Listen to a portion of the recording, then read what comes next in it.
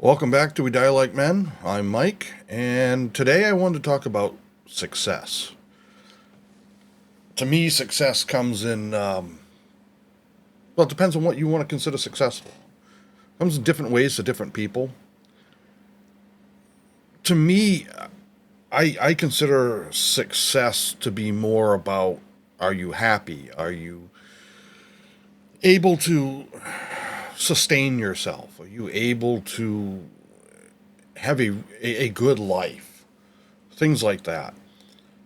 I talk to like my son and my daughter and other people that age, and to them it means, are they wealthy? Are they famous? Do they have all the things they want and able to do that? And I'm not saying that that's not success, but I think we get it mixed up. I think part of it is, well, social media, as I sit here on it. I think there's that misunderstanding. I got a mustache hair that trying to curl up in my nose. That feels great. Oh, sorry. Just human enough that things are not behaving. The kids, a lot of them, they see people and they see the success that they have. They see, be it someone like Elon Musk or Bill Gates or Jeff Bezos or Taylor Swift or whomever, some of these content creators or athletes or celebrities of type that are wealthy and famous and can go do all these amazing things. And what they didn't see was the decades that it took for them to get there. There are those overnight success stories. There are those people who went from nothing to extremely successful, financially speaking, virtually overnight. Um, but that's rare. Most people who are successful got there by hard work. Now, maybe a lot of them came from wealthy families, but even that, I have friends of mine who came from very well to do families. I graduated with a set of twins that came from a very wealthy family, and they're very successful today, but their family did not hand them anything. I remember them telling us, this was years after graduation. Actually, it was their older sister that was saying it, but um, that their parents were like, "Look, you know, we have money," meaning her parents. You guys haven't earned that. Um, they provided them with everything they needed growing up and some very nice things growing up. And they, paid for college. And after that, it was, we're here to give advice. We're not going to let you just fall flat on your face and live on the street, but we're not here to make you successful. You have to go and do that. We'll give you advice if you want it and help you in that way. And all three of those girls are very successful business owners and successful people. And it's because they did it. I reminded of a story. I used to work for a guy at a mill, a small furniture manufacturing mill. His dad, John, owned a company. I won't get into names. I don't even know if the company still exists. John's passed away now, but they made computer components, like the green chipboards. I'm looking over here at my PC, that you would find in a computer or even in like a cell phone or anything like that. They made certain components. His father had worked for NASA in the 60s on the Apollo missions, doing computer calculations and stuff. When his dad started his own business, though, he needed some software written to help run some of the components he was manufacturing. Now, this would have been back, I believe, in the 70s, the way they talked. I don't remember if they said an exact year. It wasn't like you went online and Googled it, it didn't exist. And his dad was looking through a trade magazine. And in the back were ads for different people that could do things. And he come across this small, little tiny ad. You pay by the size of the ad. And basically it said that they, you know, They would write custom programming, computer code. He'd never heard of them, didn't know much about them. He's like, you know what, I'm going to give them a try. It sounds like they're going to be able to do what I can do. He called the phone number, talked to somebody, told them what he was looking for. They're like, yes, I believe we can do that, but let's meet face to face. So he went to where they were. They were working out of, the way he described it was like a little tiny apartment that I think a couple of them were living in, and they were working out of part of it. Or maybe it was just a really small office space. I can't remember exactly. It's been 30 years since John told me the story, but they had nothing. This company was brand new. These guys were dirt poor. They didn't even have enough money to take John and them out for dinner, which you would normally do for clients for lunch. John took them out for lunch, he said. Got to know him a little better. They discussed things, told him what he needed, agreed on a price. They wrote the code. It worked. Great. John said they were young, they were ambitious, they were hungry. Not just like, oh, I haven't eaten, but they were like hungry. We're going to make this a success. And he had, he was just talking about this guy, and I'm like, well, that's pretty cool. And he says, that guy was Bill Gates, who was with nothing. And now look at him as one of the wealthiest men in the world. That kind of work that it takes to go from that to where he is. So many people don't see that. You never hear of them. When we watch, athletes on TV, we follow football more than anything else. So if you look at some of these super successful guys, if you're into the world of football, you know that Myles Garrett just got traded from Cleveland Browns to the Los Angeles Rams. Big upgrade for him. They're looking at these contracts that are tens of millions, and some of these guys are hundreds of millions of dollars over the course of 4 or 5 years. And they're like, oh my God, that's so awesome. But what you don't see is the years that Miles probably put in from, I don't know when he started playing, maybe Pee Wee League, maybe middle school, of honing his craft, of becoming one of the greatest defensive players in the history of the sport, one of the greatest pass rushers, defensive edge there is. And it's off season, and he's still training. He's still working hard. He's having fun. He's relaxing. He's letting his body recuperate after a long season.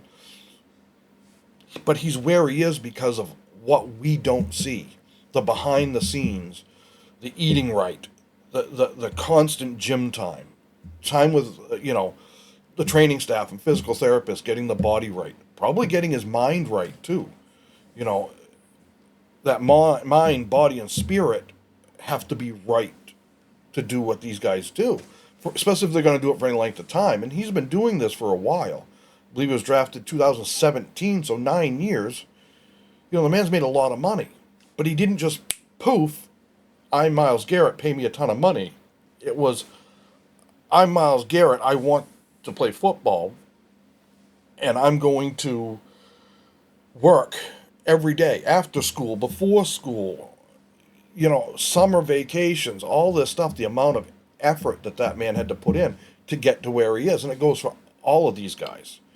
You can see the fact that they're like, why is it some guys make it, they do 12 years and they make hundreds of millions, and other guys don't even get drafted? Well, we always say a lot of it's talent, and while that is a big thing, that's what they're looking at, teams are looking at when they draft somebody. But a lot of the lack of talent is really a lack of effort sometimes. Now, you can work as hard as you want at something and not be good at it.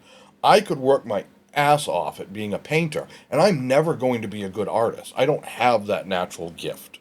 Could I get better? Yes. Would I ever be a Michelangelo or a Bob Ross or someone like that? No, I'm never going to be. I could probably, if I worked hard enough, draw a stick figure that looked a little bit more realistic as a stick figure. That's how bad I am with that.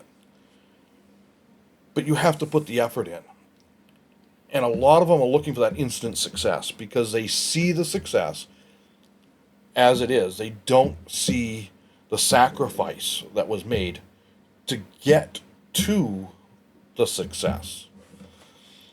I spent years as a firefighter, and we'd have new young firefighters come in, and they're like, Jesus, you know so much, they'd say to me, about this stuff. You know where things are. You know how to use everything. You know what to do in this situation and that situation. Like I've been doing this for, 4 months. How long is it going to be before I know that? I look right up and say, I've been doing it 13 years and I'm still learning. You didn't see the screw ups. You didn't see the freaking hours and hours a week of learning and training and practicing that I did. The, uh, believe it or not, getting myself in physical condition back then to do that job right. What you're seeing now is the results of it. And that's, I think, what we see when we see success a lot. We see the results of the sacrifice. But we also have to define what is success. What is success to you? What is it to me? It can be two completely different things. There are millions and millions, hundreds of millions of people, billions probably around this world, that success to them is a roof over their head, food on the table, clothes on their back. Bills are paid, and they got a little bit of money left over at the end of the month to maybe throw some in savings and maybe go out a couple days a month and do something nice. And not talking, big elaborate things. Maybe they go to dinner. Maybe they can buy that $50 or $100 item that they've had their eyes on. Something that's not a necessity, but a want. That, to a lot of people, is success because they're in a place where they don't even have that. The problem comes is sometimes once we get to those spots, we're like, oh, well, I've made it here. Now I want the next step. And that's fine. But remember, it took a lot to get to this step. It's going to take a lot to get to the next step and the next step.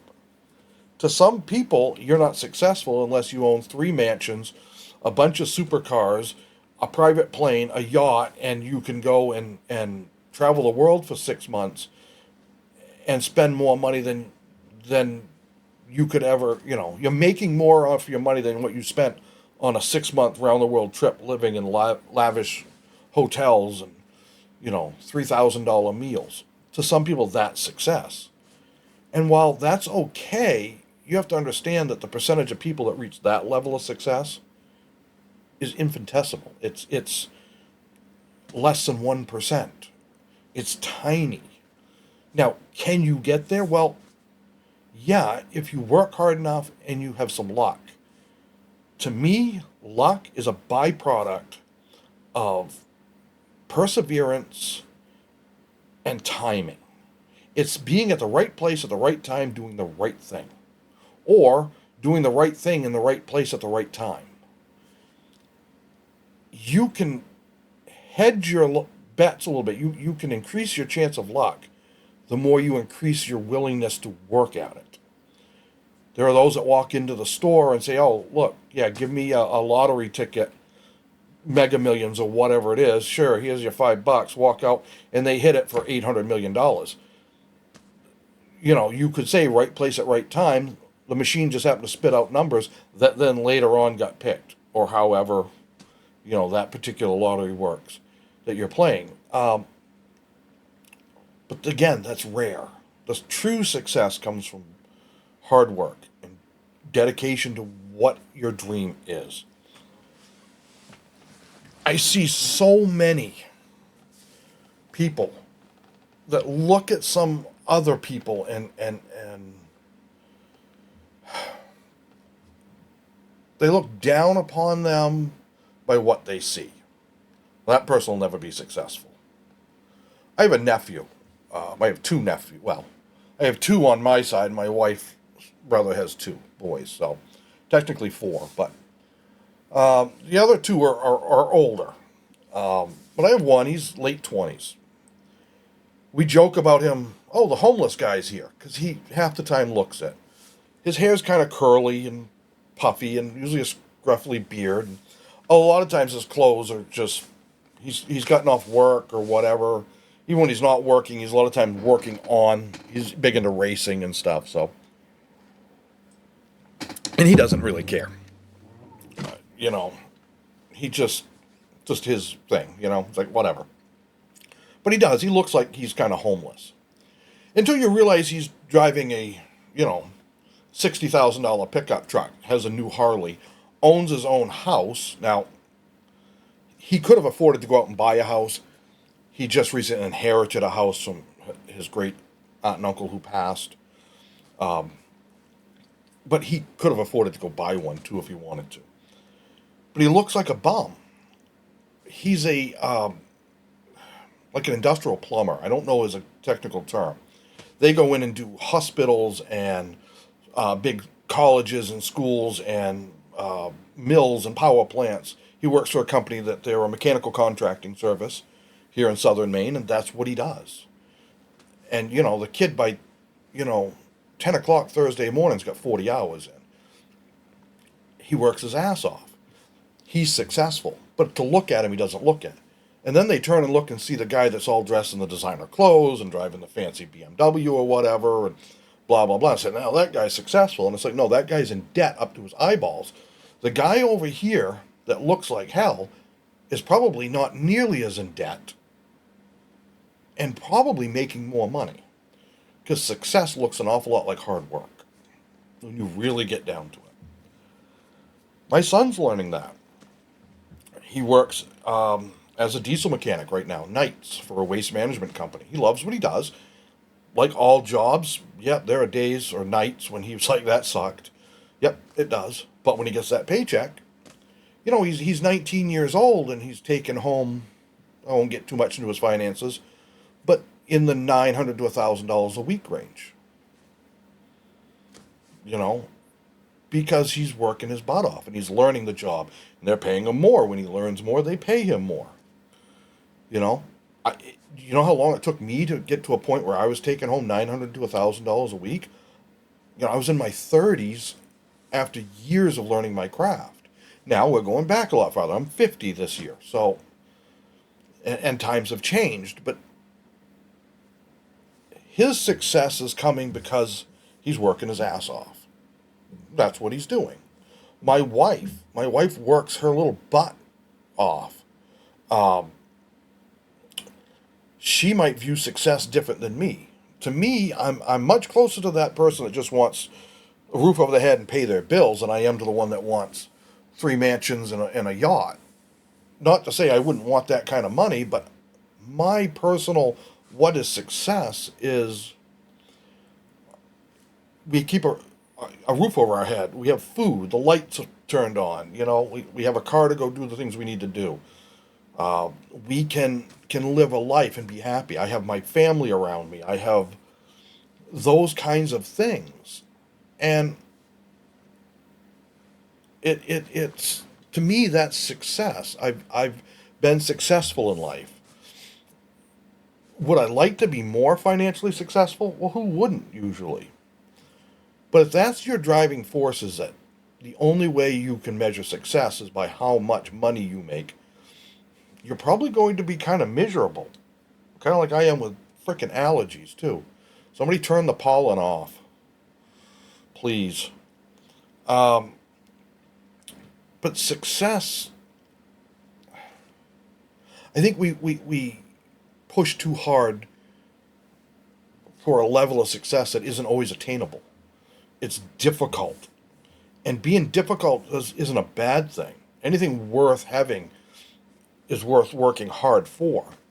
But we put too much stress on ourselves. I have to have, 2 brand new cars in the yard and all of this stuff and all the toys. And I got to be able to take, big family trips and have this much money in my bank account and blah, blah, blah.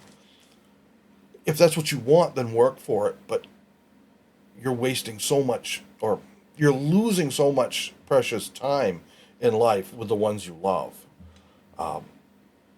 I've worked with guys and I've had friends and family that weren't in any kind of relationships, no kids, no nothing.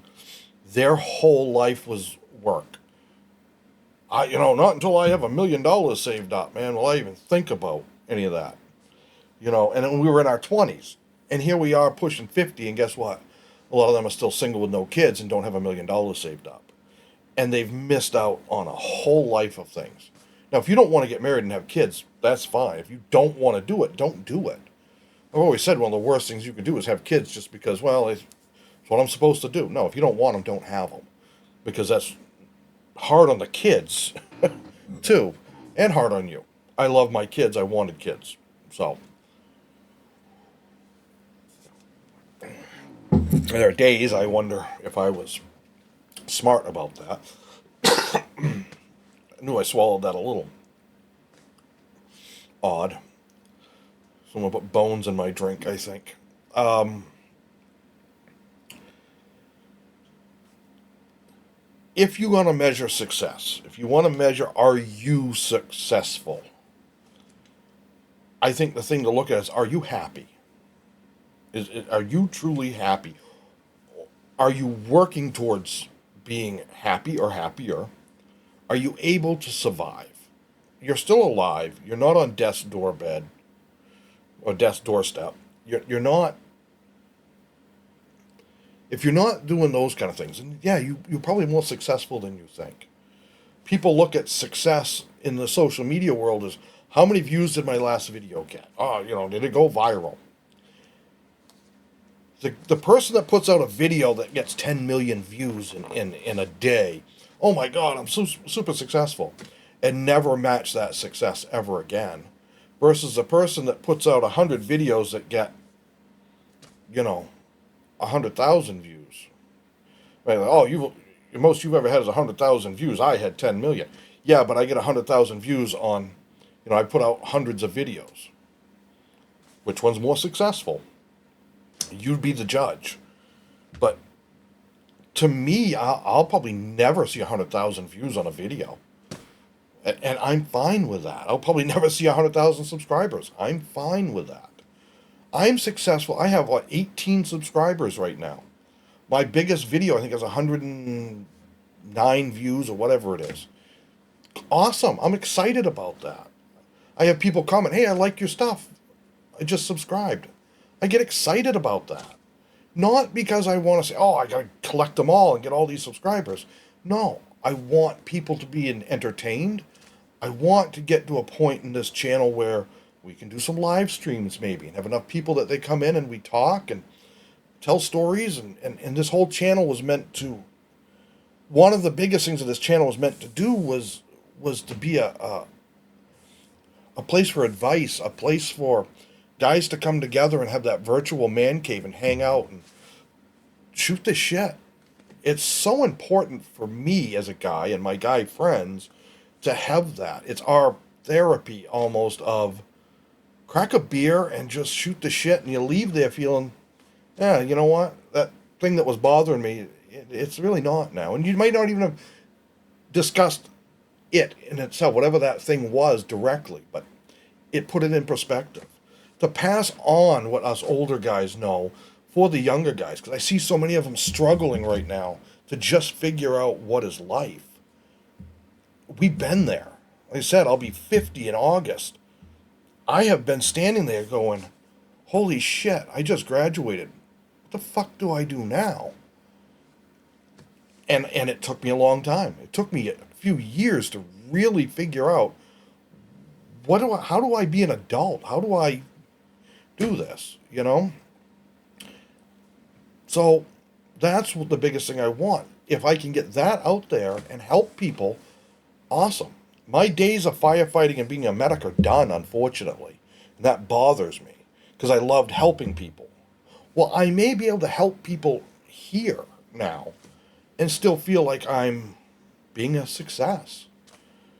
In my world of firefighting and medical, it was a success was somebody lived, somebody's house is still standing, whatever the kid, we found their kid lost in the woods.